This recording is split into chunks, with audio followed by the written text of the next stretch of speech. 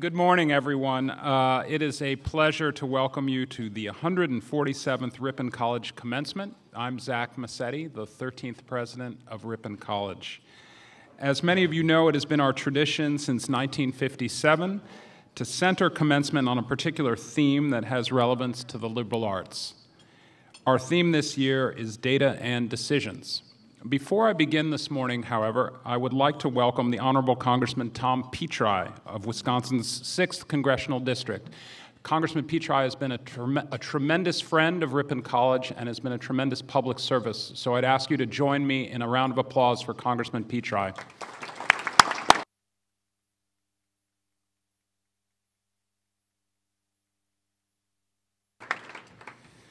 This forum is designed to give the graduating seniors, their families, and the rest of the college family an opportunity to get acquainted with the individuals who will be specially honored later at commencement. Please refer to the reverse side of your program for more information about each of our special guests. Now, what we're going to do this morning is I'm going to invite each of our 3 guests to give about a 5-minute presentation on this big question of data and decisions. And then we will open the floor to questions from you, and the fabulous Rick Dahm and Larry Malco will walk around with microphones so that you can ask questions. So let me introduce our 3 speakers, and then I will turn to them for some opening remarks. To my right is today's commencement speaker, Nate Silver. Nate is a writer and a statistician with the New York Times and lives in New York City. To my left is Professor of Politics Steve Brams, who is a professor at New York University. And to my far left is Andrew P. Britton, who is a social studies teacher from Oshkosh West High School in Neenah, Wisconsin. So before we begin, a round of applause for our 3 speakers this morning.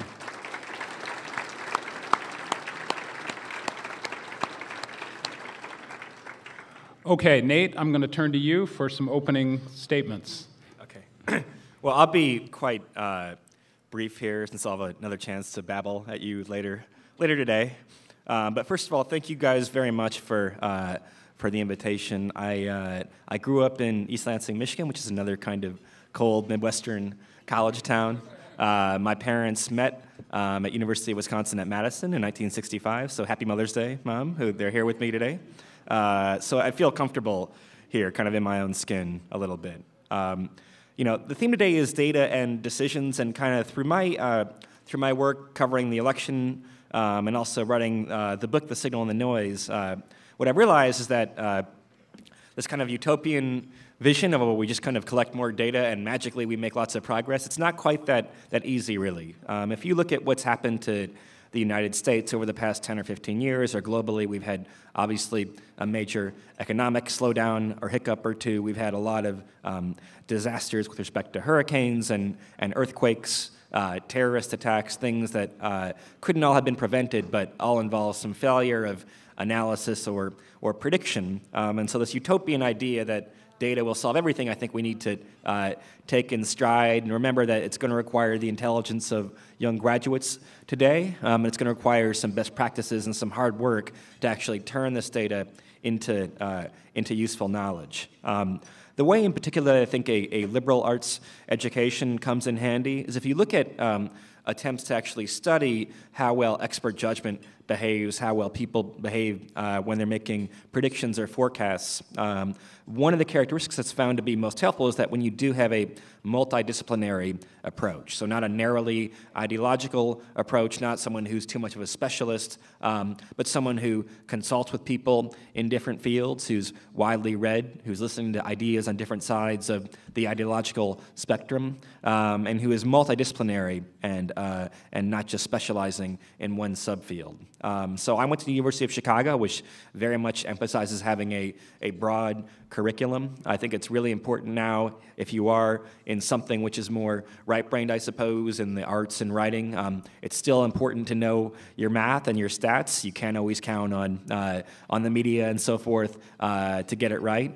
Likewise, if you're someone who is in a more technical field, math or science, communication and clear prose, clear writing are very important things. I think if you can't can't communicate an idea to a somewhat broader audience. And I'm not sure how much value it has either in practice or in theory. So the liberal arts, where we really emphasize having a complete and well-rounded intellectual student, as well as a student who is not just learning inside the classroom, but outside of it. That ties in, I think, in a very direct way to society's ability to use data to make better decisions as we move forward. So thank you very much.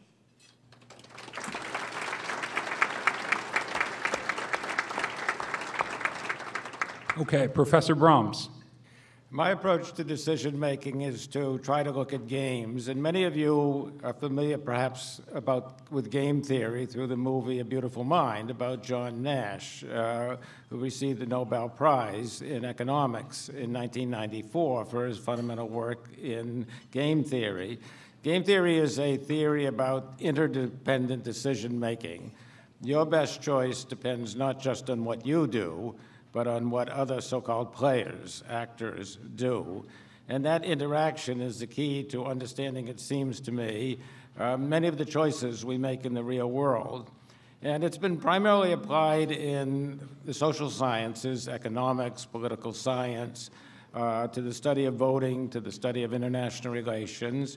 Recently, I've got interested in applying it to the humanities. And by humanities, I mean decision-making in literature, in philosophy, in history, in law, in the Bible. And I've looked at applications of this kind of theory to analyzing choices of decision-makers. In the Bible, for example, whether Abraham should sacrifice Isaac when he's commanded to do so by God. And whether Sam should fall for Delilah and give away the secret of his strength. I've looked at a couple Shakespeare plays, Macbeth and Hamlet, to try to understand their decision-making. That's not to say that literary analysts have gotten it wrong.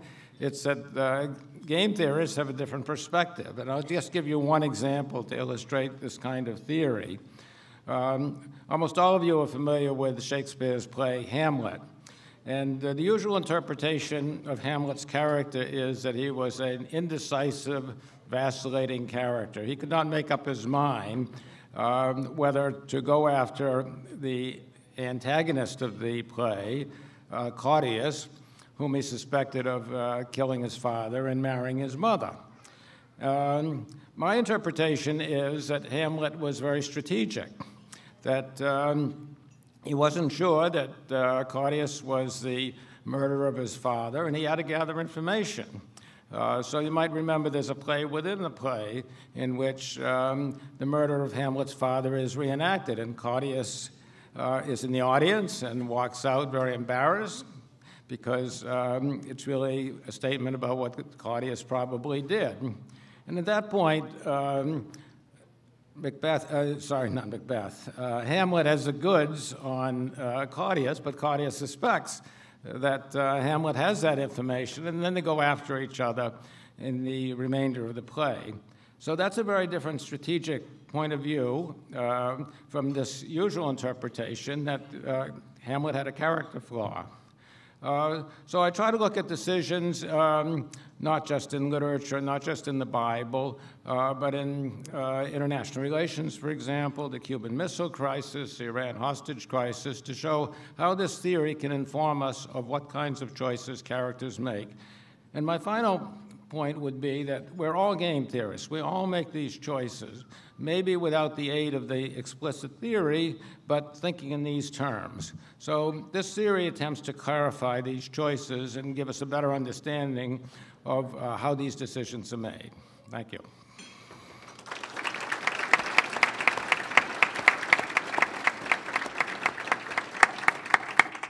Andrew. Well, this is my first panel discussion, so I've got a prepared script here, and I'm just going to go ahead and read it. Worked a couple hours on it yesterday morning.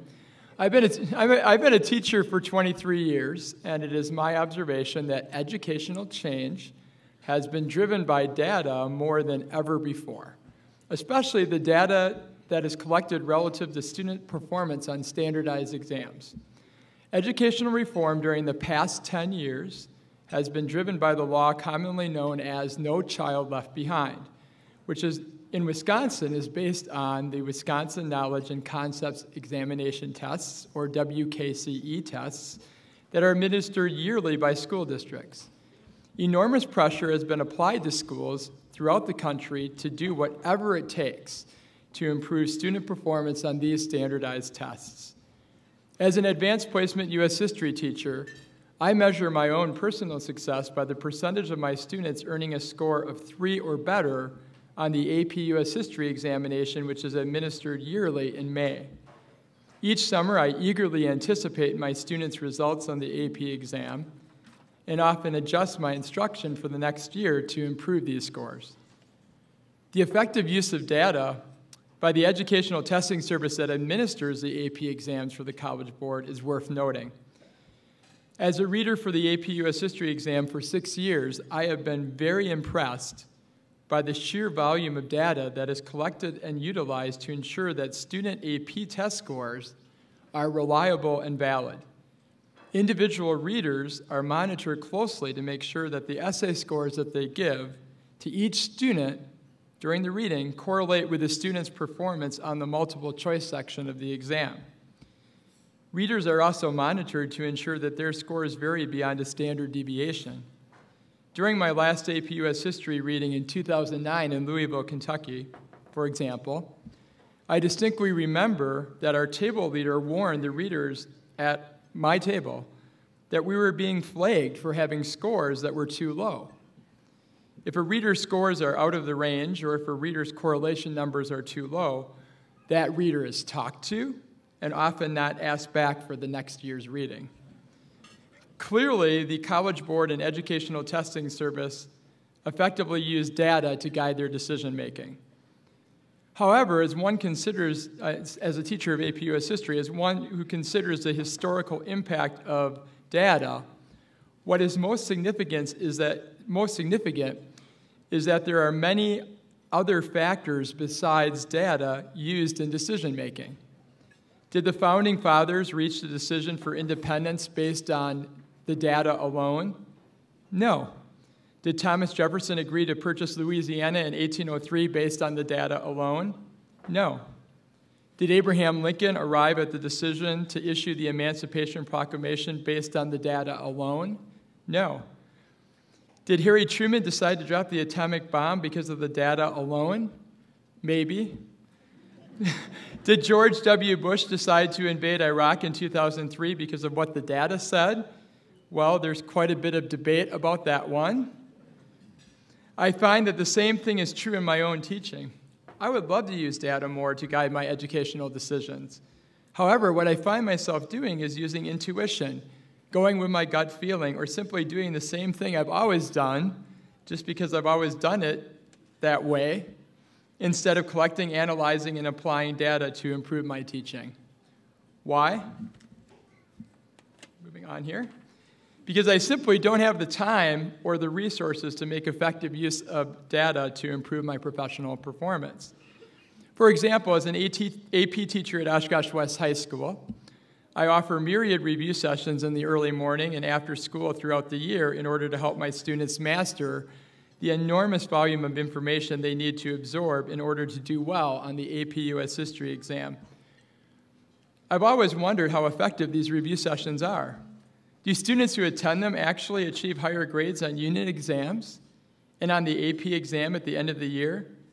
I would love to collect data and then compute correlation numbers to answer this question. But in the incredible busyness of a high school setting, where I'm seemingly always behind in keeping up with my grading, there simply isn't the time. I wish there was the time because I deeply believe that better data would pay rich dividends for my teaching. In closing, I would like to say that there is incredible potential in the use of data to make a decision. Organizations and individuals alike would be wise to pour more resources into data collection and analysis. If they did, they would discover that reliable data is the key to making informed decisions that lead to success. The challenge is finding the time. Thank you. Thank you.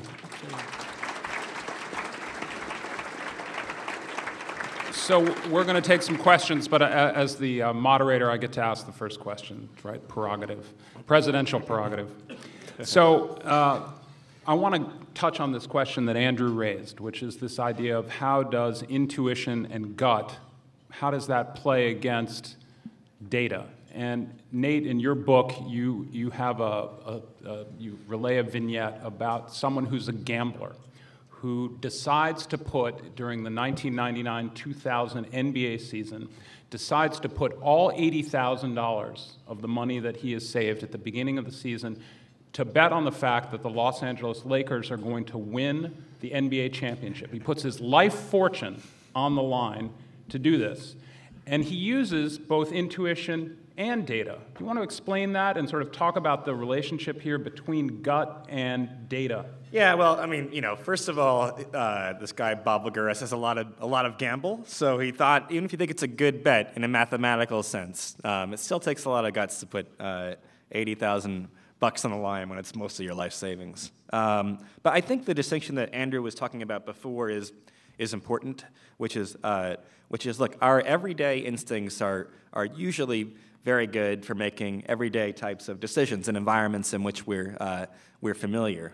So in New York, for example, we jaywalk a lot. We are kind of offended if you don't jaywalk in New York. But I was in London recently doing a book promotion tour, and I would kind of use my New York jaywalking instincts and habits in London and almost got run over like 4 times. The cars are going the wrong way. There's different nonverbal communication, right? But you see all the learned habits that New Yorkers have that are very instinctual that can trouble you when you're in a slightly different context. I think the question is when it comes to making decisions that are more complex. So, some of the ones that Andrew talked about, like if you're going to drop the bomb on Japan, or you're going to go to war somewhere, or you're making a decision about freeing the slaves, those definitely require not just data, also a discussion about what values and priorities are. But still, though, you're not just making those decisions on the fly as much. You want to step back and do what Daniel Kahneman would call thinking slow, and be more analytical, and not go by gut instinct when things are more complex than any one person can handle. That doesn't mean decisions are going to be easy either way, or that the data always points in an unambiguous direction. It is difficult a lot of the time, but getting away from kind of faith-based policy making when it comes to big decisions regarding our economy or whether to go to war or not, that's where I think it would pay more dividends to have a more kind of analytical approach. Steve, what about your response to this? I know you've looked at things like the Cuban Missile Crisis, where you've tried to model that. Didn't President Kennedy act in some way on his gut, on his instinct, and not just on the data? He had some good data. And he also had a committee called the Executive Committee, abbreviated EXCOM, who advised him, discussing not so much data. There was not data in a unique event like this, but what would be the actions that the Soviets would take, what would our reactions be to those actions, and so on. So he attempted to, informally at least, draw the game tree, which is the set of sequential choices that we, then they, then we again will make.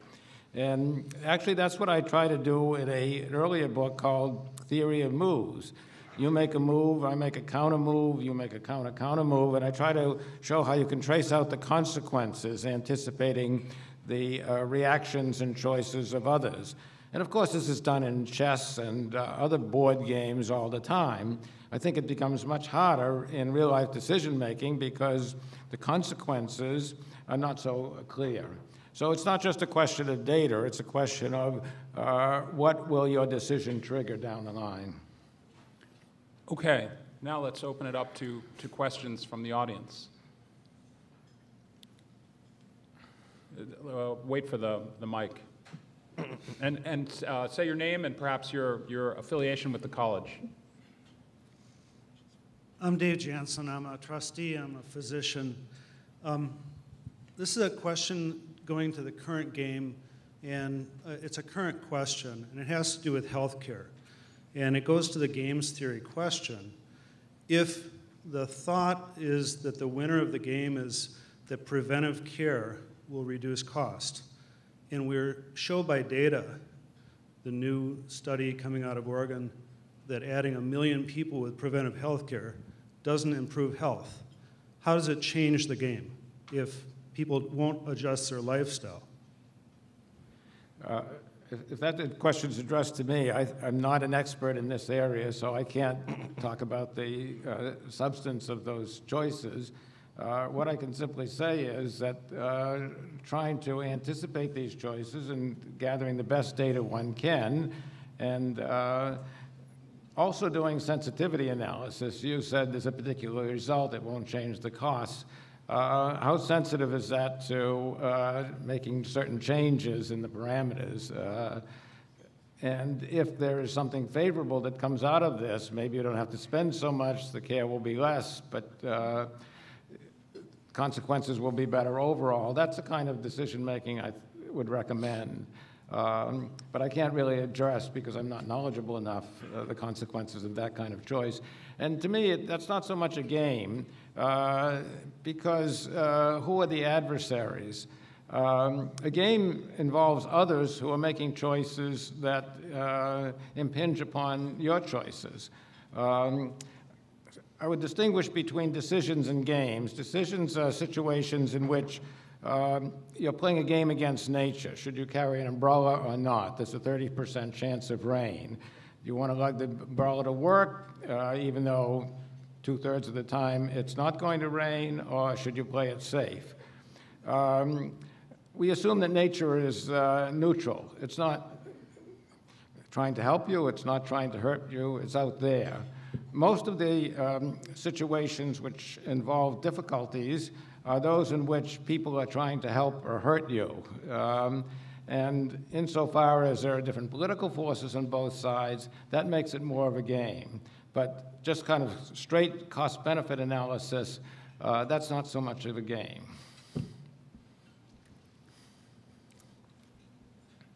Wait for the mic.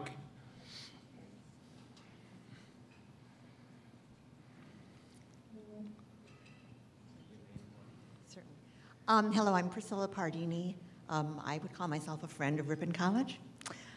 My question is for Nate Silver. First of all, Nate, thank you very much for your work.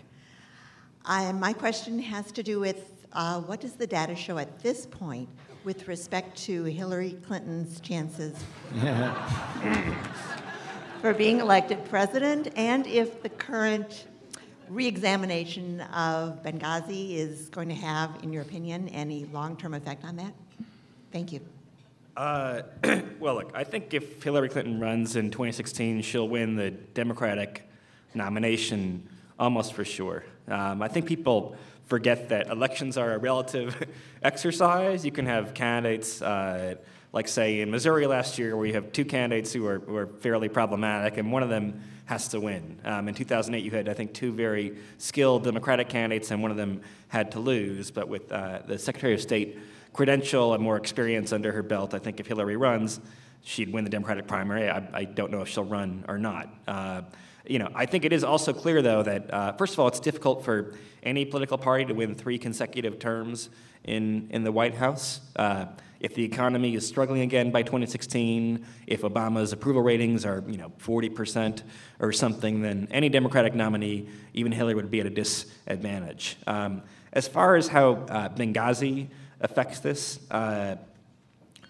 my personal opinion is that this is evidence now that Hillary's kind of halo, she's been very popular for the past 3 or 4 years, is not going to last forever if and when she returns to being a more kind of partisan political figure. I tend to think that were it not for Benghazi, you would have some other pretext for her political rivals to attack her anyway, and that's kind of the way, for better or worse, that that politics works. So I'm not sure that event in particular is all that impactful. We have to wait for more evidence to come out. So far, it looks as though there was certainly some poor analysis done by the intelligence community both before and after the attack. It's not clear yet there was any kind of conspiracy or anything like that. But I think it's more that politics is a rough and tumble activity, and she will not be exempt from that if she chooses to run in 2012.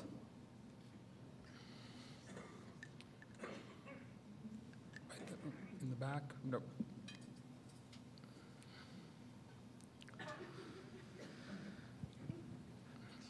Good morning. I'm a retired educator from California here with my wife and some other educators to celebrate and toast Dulce. And I thank Ripon College for the great job you've done with her education and the great and friendship. thank you for Dulce. I was going to ask the same question about the chances of a woman winning, but the actual presidency.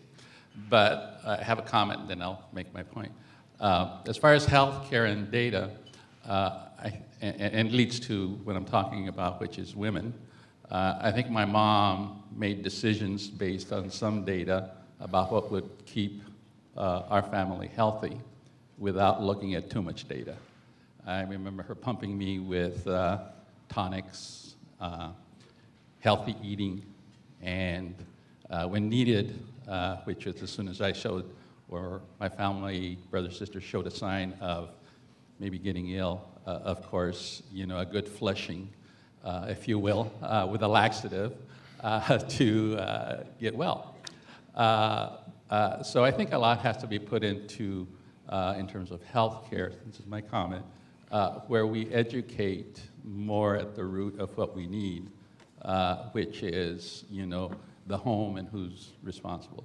But my question is in general, in some of those examples you gave of each one of the members of the panel, you were referring to men making these decisions, even Hamlet. And so, you know, the question would be, would a woman, whether it was about pushing a button or in a play, and of course there's certainly different plays, what would, on the one hand, the data show might be her response, as well as the intuition that we know women certainly have? Maybe there's a comment in regards to that. Well, Steve, you've looked at some of these questions, at least with Samson and Delilah, you've looked at these kinds of questions, right? Yeah, there are two plays that come to mind insofar as you believe that Shakespeare got it right, are Aristophanes and Lysistrata. In Lysistrata, the women go on a sex strike against the men, and it's a woman who organizes the strike. She wants to bring the men and her sons home from war. At that time, fighting was considered good, and men wanted to do it. And the problem was to get them home, and she organized the women to go on this strike, abstaining from sex, and it did bring the men home, and she was triumphant. So she's the hero of that play. On the other side, there's Lady Macbeth, and she's, if anything, more ambitious than her husband Macbeth, acceding to the kingship.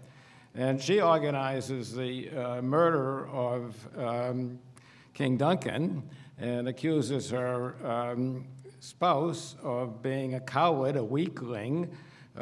She says at one point, "Come thick night and pall thee in the dunnest smoke of hell, that my keen knife see not the wound it makes." She's willing to do the murder herself, and she and her husband are successful in doing so. So those are two examples of women who are what I would call strong decision makers.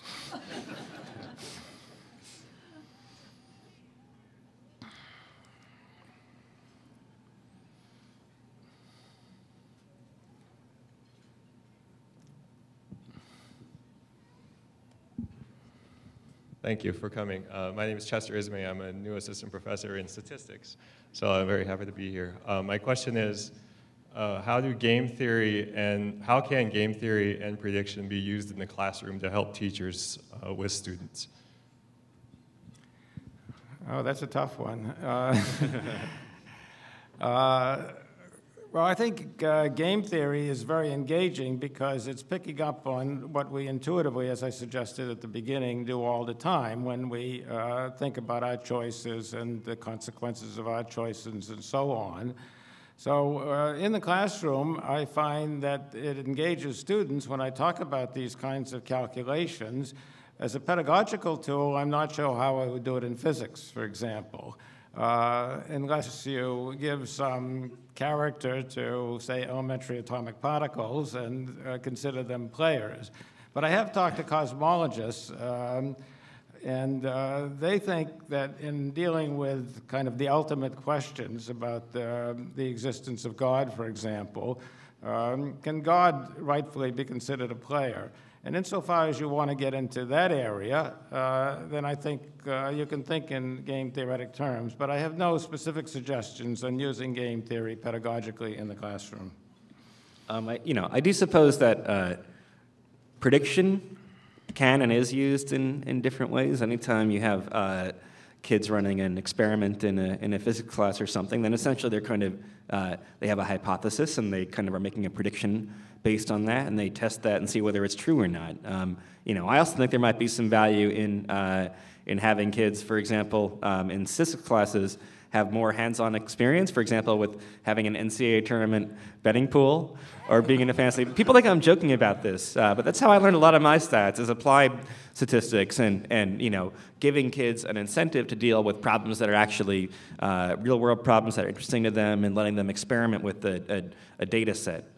Prediction is very intrinsic to the sciences in general. It's really, really easy to describe in a statistical way past relationships. It's much harder to actually understand what the causal relationships are and whether they'll carry together going forward, or whether you're looking at the data in a way that moves you closer toward objectivity and not in a biased way. So getting kids to make predictions and be accountable for these predictions and testing themselves and getting better, I think, is important.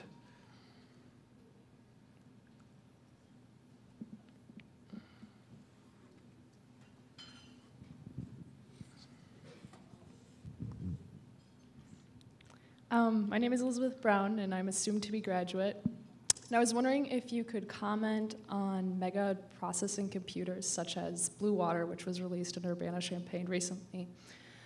If you could comment about the benefits or some of the hazards or dangers of mega data processing. I didn't get the question. The dangers of data processing. What is there too much, basically, or is there too much information? Is that right, Liz? Is that what you're saying? Okay. Benefits or dangers of having too much information. I mean, this is in some ways the thesis of your book. So the danger is that, other things being equal, more information ought to enable better decisions. But the problem is sometimes we human beings, being hubristic creatures, overrate our abilities. We think, oh, we have a more powerful computer now, and so we'll solve all our problems instead. And so we make a lot of bad decisions as a result. You also see in the context of elections, where if you have 40 polls to pick from instead of just one, then people will kind of cherry pick the data they like the best and ignore the remainder, and that's not a very good habit either. So I don't know. I mean, we shouldn't blame the data, I suppose, right? It's kind of our human failings that can get in the way sometimes. There are also issues related to privacy. For example, as Google, their slogan is "Don't be evil," but companies like Google and Facebook collect so much data now that they could be pretty darn evil if they wanted to be. So those are other kind of ethical issues that we'll have to face. But otherwise, more data should make things better. But it's usually pretty marginal. And if we overrate our abilities, then it can counteract that fairly easily.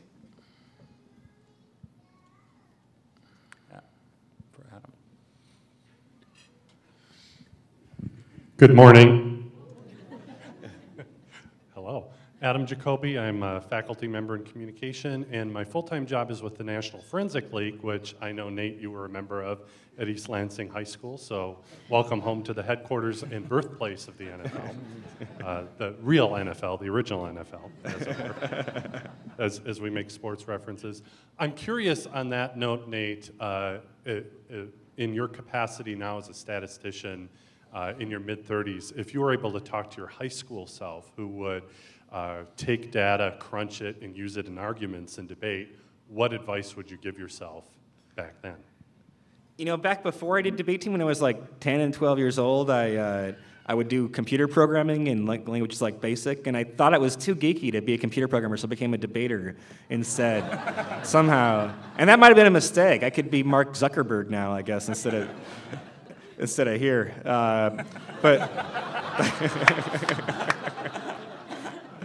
But I don't know. Look, I mean, I think debate's a wonderful activity for learning how to make an argument. I think one of the things that's most valuable about it is that you are speaking to different audiences, where you might have some, college philosophy student who thinks he's very sophisticated as your judge, or you might have a bus driver that kind of rolls in off the street, and you have to understand how to make the best case you can to kind of each of those constituencies. Sometimes I'm not sure how I feel about this idea that you're supposed to take both sides of an argument. That kind of lawyerly attitude, I think, can be troublesome. I mean, the idea in science is that the evidence points toward one direction, and the evidence is kind of the arguments that you make, and it's different than the type of discourse we have, I think, in law or in politics sometimes. So, that's one minor negative, but still, it's a tremendous activity for learning how to collect evidence, how to make an argument, how to present yourself, and it was a very formative part of my high school experience.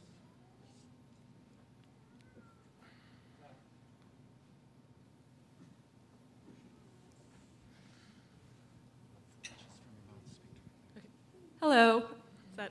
Hi, my name is Carolyn Brounder, and I'm the sister of a graduate, Amy. My question's for Nate Silver. I was wondering what, excuse me, brain fart.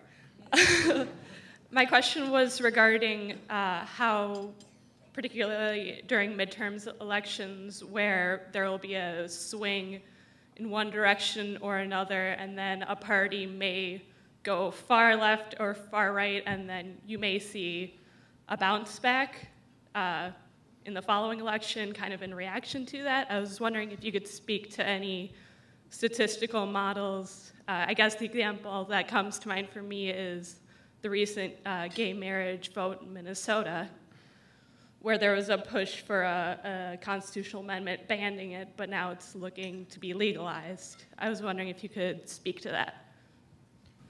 Well, I think in general, the evidence suggests that when parties drift more toward the extremes, they tend to be punished sooner or later by it. But there are complicating factors. For example, in the U.S. House now, districts are more and more, it's not just gerrymandering. Democrats like to blame Republican gerrymanders, but it's more complicated than that, which is that people are sorting themselves now more by geography than ever before. In my neighborhood in New York, it's something like 85% Obama voters. There are neighborhoods in Alabama and so forth, or congressional districts where it might be 75% Mitt Romney voters. That polarization has grown more and more extreme, and so you have a lot of Congress people who might be acting in their narrow best interest to have a very left-wing or right-wing point of view, because they're more worried about a primary challenge than about winning the general election when you have so few swing districts left. So that can be a problem. I think there can be long-term consequences to that, though. I think you see for Republicans in the Senate right now, where they've nominated a number of problematic candidates that might win a congressional district, but not a whole state. For the presidency, I mean, we should remember they nominated Mitt Romney and John McCain the last two cycles, who were two relatively moderate candidates. And so we'll see what happens in 2016. Will it be someone from the moderate wing or the Tea Party wing, or someone like Rubio, who's kind of in between those two things? But yeah, it's politics is kind of like the stock market, where a stock can be overvalued for, for many years at a time, and you can have a long-run consequence and then a collapse eventually. And similarly, you can have things go astray in politics for some period of time. Historically, the democracy has been very, very resilient, but yeah, you do see the parties drifting apart more and more. It's unlikely that trend can continue forever, but I'm not sure how it gets resolved necessarily either. What about this idea, though, that there are different electorates that come out in midterms versus general elections? Is that something that you now see as a consistent trend or not? It's part of it, but that's partly relatively new, where this Obama coalition is specifically staked on groups like minorities and young voters that don't historically turn out as much in midterms. And that's changed some, where the Hispanic vote has gone from being Democratic leaning. I think Bush in 2000 won 42% of the Hispanic vote, and now Romney won like 27% instead. So that's been a pretty big shift. And the Asian vote as well, and the youth vote. Remember, in the 1980s, young people really liked Ronald Reagan quite a bit. And this can be cyclical and generational.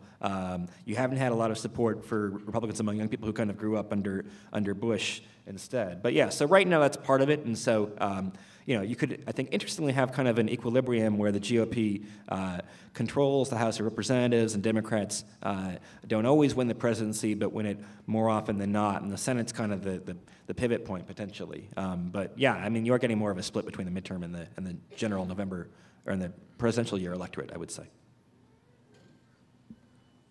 Up front here, Bill.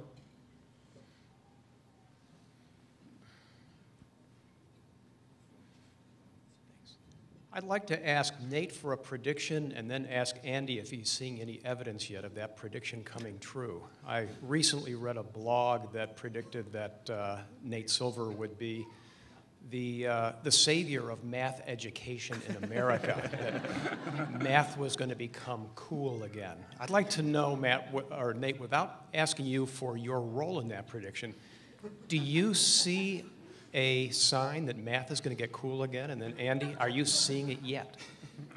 So I mentioned my trip to London recently, and when I was there, I did a lot of interviews, and one of them was with the Sun, which is a very widely distributed but somewhat tabloidish newspaper, a little bit lowbrow in the UK, and they had a headline that said, "Making maths fun again," right? In reference to an article I had written for the New York Times about which night of the week it's best to go out and get laid. Which I didn't do this data myself. I consulted the guys who run this dating site, OkCupid, and they looked up on their online service how many people had which priorities on which nights of the week. It turns out Wednesday, by the way. But yeah, they're like, that was their idea of making math fun, is you can use it to. But anyway, I hope that I'm not a savior for anything. One of the ironies that we talk about in the book is that as so-called experts become more widely known, as they go on TV more often, their predictions actually tend to get worse instead of better. So you can get a little full of themselves. But yeah, I hope that people understand that how important math and science education is. I think you have a lot of talk about it, but there's a shortage in this country of trained statisticians, or data scientists is the pretentious term sometimes. The number of jobs in the code statistician increased by 43% over the past 10 years, whereas overall employment in the United States was only up 3% pathetically over the past 10 years. So it really is a field where there's a need for qualified and well-trained people. My wife Lisa can probably address this issue more than I can because she's a math teacher, but I really think there's a potential. We have AP, Advanced Placement Statistics at Oshkosh West High School, and I think there's one section of it, but what I think the potential is, because we have a lot of sports crazy kids in our school. I mean, to them, sports, I teach a lot of sophomore boys who, sports is their world, and if you can bring in the lesson plans predictions in the NCAA tournament and then actually connect that with the math curriculum, I think math would become very cool among those kids. I mean, they can see how they can use statistics and math and apply it to predicting sports events. I know for a large group of kids that maybe normally turned off of math that would be turned on by that. So yes, I see it coming. I think if the game theory thing, if that could actually get into the public schools, that would be a pretty cool thing. And I think the kids would be also, and I wanted to address what was said earlier, I think the kids would be intrigued, even for like the Cuban Missile Crisis, for them to be exposed to your analysis of that.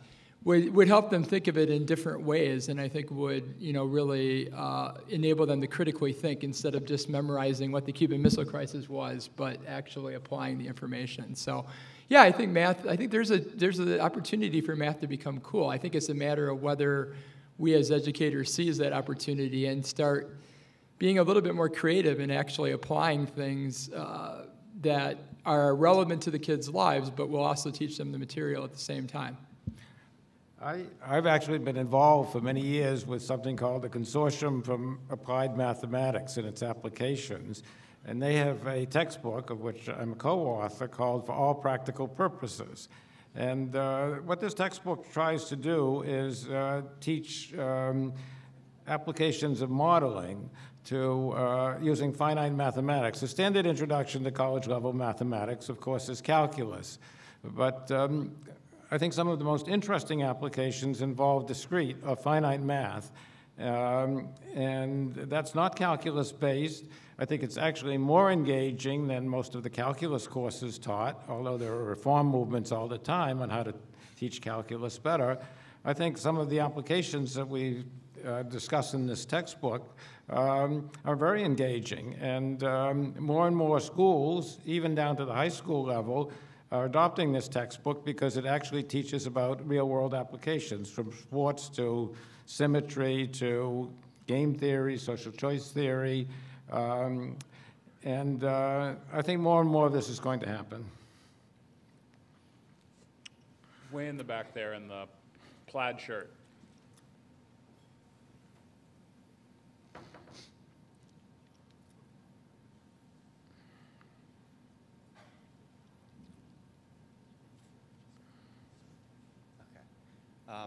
Well, I'm Scott, and I will be graduating today with a major in biology. And I guess my question is directed to you, Nate. In the field of biology, we kind of depend on direct observation. And as an avid baseball fan, I guess my question was, I'm not very familiar with the model that you developed for in Major League Baseball, but how do you develop a system to analyze like a player's performance without, like, do you incorporate your gut instinct or not? I guess it's kind of going back to the gut instinct and data consequences. So no, I don't. I mean, what we're doing is the system PCOTA looks at comparable players throughout history. So you might have a young third baseman who could turn into the next Mike Schmidt or the next kind of failed Chicago Cubs prospect instead, even though he has same statistics up through a given age. And so it's trying to kind of create a map of different possible futures and how likely each ones are. Now it happens that in writing my book, I went back and looked at, so there's a publication called Baseball America, which represents the consensus views of scouts who are accounting for qualitative, subjective information. And I compared it against the list that we automatically generated through my algorithm. And the scouts won, actually. They had about 20% of value. Their list was about 20% more value to their teams than the stats alone. I think part is that they know how to use the stats as a good baseline now. They're not saying a guy who's hitting 220 in the minor leagues is going to be a star.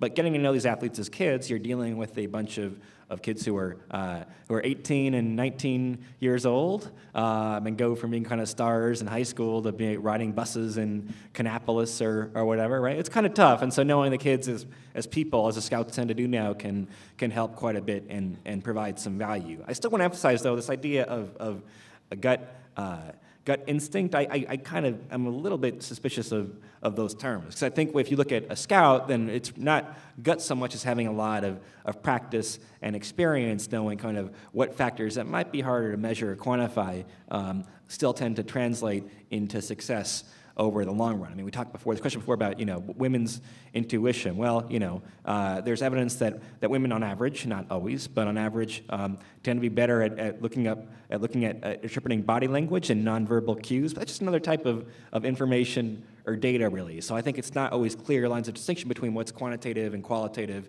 and so forth. But the best way to say this, again, is empirically to know what works and what doesn't. There's evidence, in contrast to the case in baseball, where subjective evaluations seem to help, that when people are making hiring decisions, that they tend to put too much weight on the interview and how well someone presents themselves, and not enough on kind of the hard and cold facts on a resume instead. And so they overcompensate for it. So we need kind of a science of decision analysis, I suppose. I don't think there are always simple universal truths like, only use the data. That's hard to do, kind of what you define as the data and what don't you. But yeah, baseball's a case where I think scouts and stat heads can and are getting along.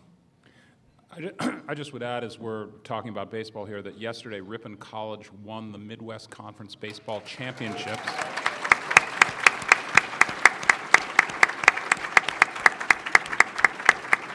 Defeating St. Norbert 11-8 in 13 innings, and they will go on to the NCAA Championships, the Division III Regional Championships, so it's quite exciting for us. Oh, a prediction. Yeah, well, they're going to win. Over there in the white, yes.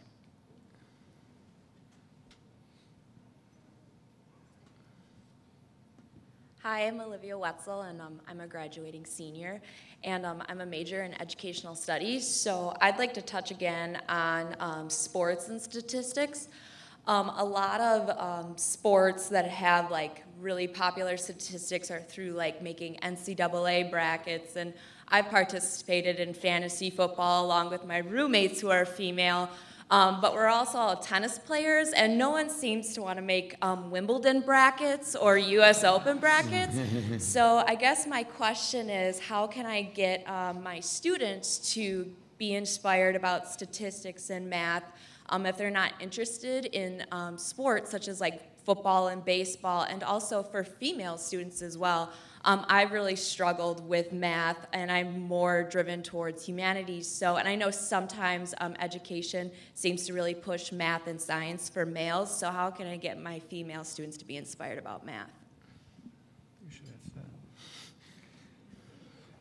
that. I think the key to that is to find out, to be able to match their interests to what you're teaching. And that is kind of the art of teaching, to match the interests of your students and to find some way to make a connection between that and what you're teaching. So I think if they're interested in music, for example, there's a lot of applications between music and math that you can make,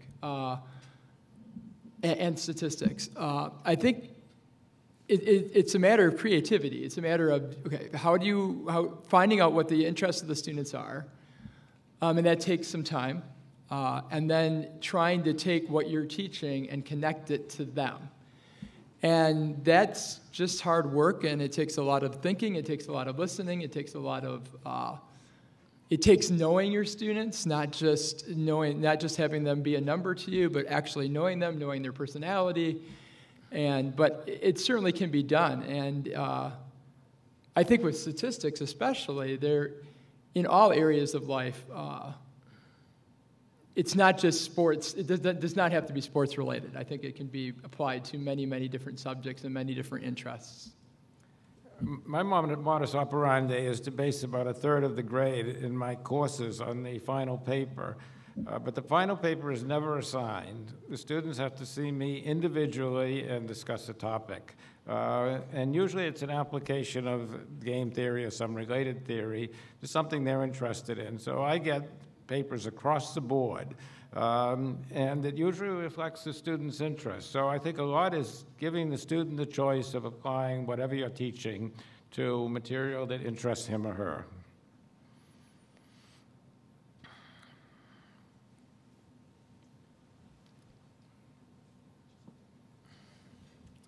Hi, I'm Jeff Turner. I'm a graduating chemistry major.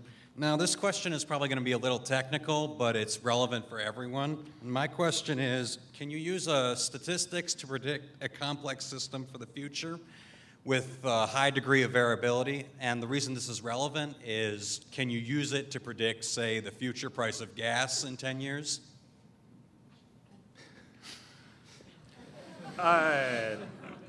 Well, if you can, there are a lot of very nice firms on Wall Street that would be happy to hire you. Look, I think I prefer to use the term forecast to predict, and they have different origins, although they're used interchangeably now. Whereas predict comes from Latin, and it means just to say in advance, making a definitive statement, like beware the Ides of March, for example. Whereas forecast is a Germanic word, and it means essentially planning under conditions of uncertainty. So what I say is that what I do is forecasting, not prediction per se, and the way you distinguish that is that forecasts are made in ranges or in probabilistic terms. So for example, there's a 20% chance of rain at graduation today. Hopefully less than that, right? But that's a responsible course a lot of the time, and not just saying definitively what you think will happen or not, and then being quite wrong later. I think obviously as the complexity in a system increases, then the prediction becomes less and less certain. You can get to a point where you have zero predictive skill. For example, there's essentially been no predictive skill over the long run in forecasting the economy a year ahead of time. So predicting whether we'll be in a recession now or in I guess May 2014, you might as well just take the long run average chance, which is 20%. You can't really do better than that, or at least economists haven't really done better than that. Whereas then you get to something like baseball, we can quantify it fairly exactly, and where do you fit along that spectrum? But thinking about, what do we know and what do we don't know, remembering both those parts are pertinent to this question of forecasting, of planning under uncertainty, and for decision making is the right paradigm, I suppose. Maybe we'll take one more question, and we'll go to a mathematician, Andrea, to ask the final question.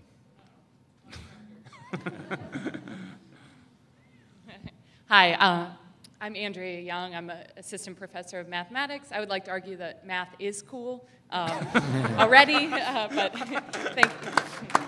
Well, you're cool, so that's... Thanks. My question is, you've talked a little bit about the importance of communication, especially in sort of technical fields. We need to communicate to a general public. But I often see a danger in sort of popular science or math books that we lose rigor in favor of getting our message to a general audience. Can you talk a little bit about maybe any challenges or words of wisdom that you have with regards to that?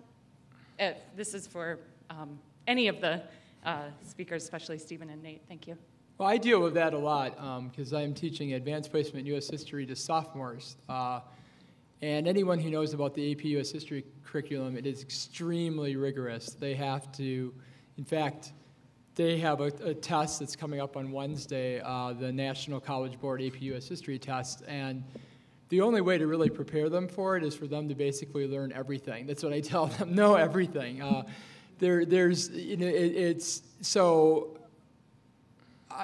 It's hard, it's difficult, but I really think that you can apply a lot of this. If you can teach them critical thinking skills, that you can still make things interesting for them. It's a challenge. You can still make things interesting for them and keep the rigor, and yet keep them as an audience where they really want to learn. And kids want to be challenged. That's the one thing that I've learned as a teacher now. So I taught for 23 years. In my first several years, I believe I was way too easy, looking back at it.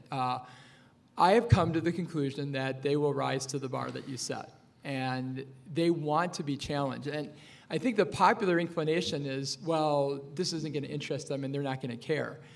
And that's just the worst type of decision that you can make as a teacher, to say that to yourself. They're not going to be interested, they're not going to care. Because deep down, human beings want to be challenged. Human beings want to excel.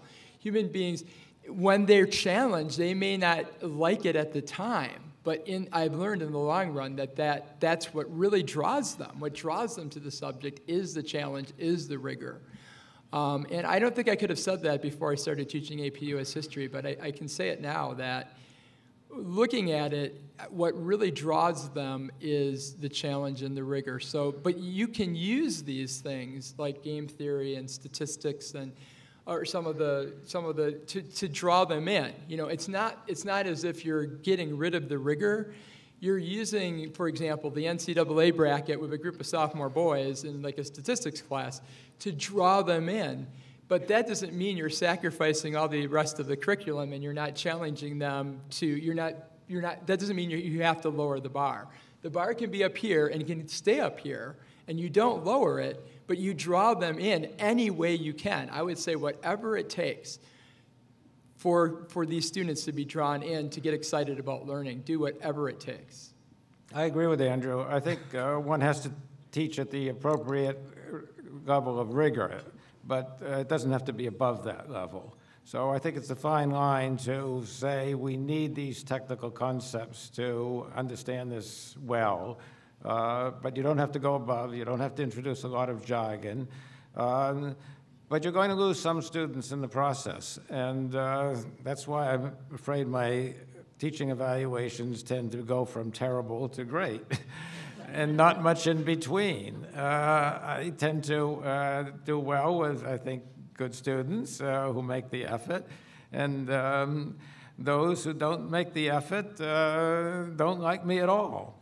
And I think that's not such a bad bargain. I don't think you should try to appeal to everybody, go for a lowest common denominator. On the other hand, I think it depends on the audience whom you're communicating with.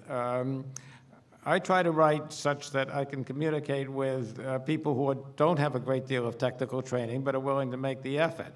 On the other hand, if I'm trying to sell a particular idea, and I've advanced election reforms like approval voting, and I've put forward procedures, which NYU has actually patented, on how to divide things fairly, then I will write for that audience, lawyers, for example.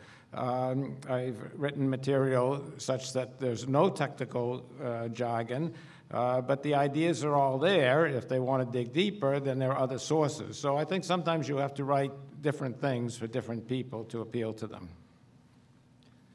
Yeah, well, I think part of being a skilled communicator is that you don't have to make that compromise as much, that given a certain set of information, which might be fairly complex or not, you can communicate that as best you can, kind of given that constraint. But I certainly believe that in general, if you have high expectations for your readers, that they're more likely to live up to them. A lot of the political coverage, for example, is very dumbed down, where the news media gets very excited about some gaffe that a candidate makes, whereas actually real-life voters are concerned about the economy and war and peace and the direction of the country, and not these trivial and petty things. So there are cases where the lowest common denominator is in the media and not actually among their voters that they're talking to. But on the flip side of that, let's remember there are lots of academic papers that are not just poorly written, but are also pretty dumb, where sometimes they'll use fancy language and jargon to obfuscate what's a rather flimsy study instead. And there's not as much discussion about how robust it is if you change the assumptions. Is the result sensitive to that or not? So, again, it's a complicated question. I think the key skill, though, is that when can you simplify an explanation without losing the essential truth? If you change the meaning of something that's problematic, if you have 5 examples of something and you're writing a blog post, and the other 4 are redundant, then maybe you can focus on one, knowing that it would support, if you wanted to have a 5,000-word thesis on it, it would support that conclusion and not be a cherry-picked example instead. So it's tricky. It requires good writing and good thinking. It requires you to actually know your material, but also to treat the reader with a lot of respect. Please join me in giving a round of applause for our 3 honorees today.